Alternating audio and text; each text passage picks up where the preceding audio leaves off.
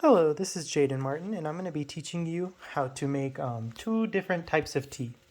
The first tea is a more herbal tea. I'm going to be using alusema or lavender. This helps clear your sinuses. It also helps with if you're having trouble falling asleep.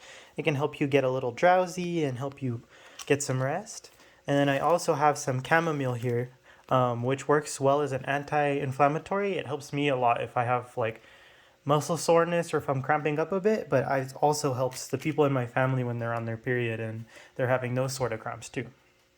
And I'm also using just these pretty cheap tea bags, but I like trying to find ones that are completely paper and that have the little drawstrings that you can pull because I don't really taste it in my tea, and I prefer the stuff that is more like the natural paper. And then I also have just this orange picot black tea. This doesn't have any healing properties to it, but it does help make the tea taste a little bit better. This is like a natural sweetness.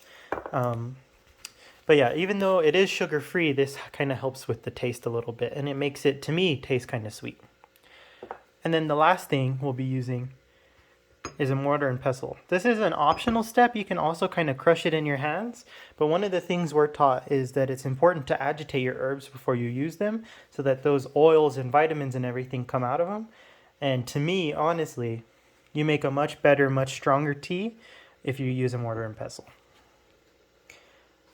Okay, so I have some of the herbs portioned out in here. I used a lot of the orange because I think it tastes really good. But you still get the healing properties of everything else as well, even when you use large portions of the orange tea. You can see here that this is more, they almost feel like a bunch of little sticks that a bird would use to make their nest, while if you can see there, the chamomile and the lavender are more like flower buds. You can see how much I make it because this bag at one point was full, almost all the way with 1 ounce of lavender, but now I'm down to just this little bit.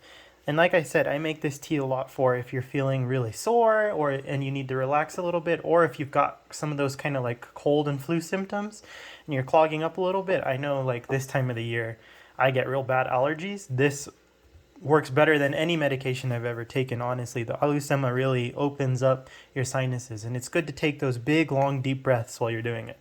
But just as an example, I'm going to crush these herbs up a little bit.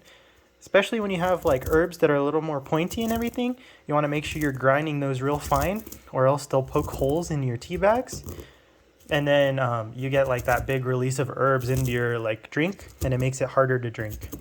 I know some people really like just putting their herbs straight in, but I've really had no problem just putting it in a tea bag, and I still get all of those good effects. I do add a little bit more than what I've seen people add if they just put it straight in hot water, but there's really no problem in just putting it in a tea bag and letting it steep.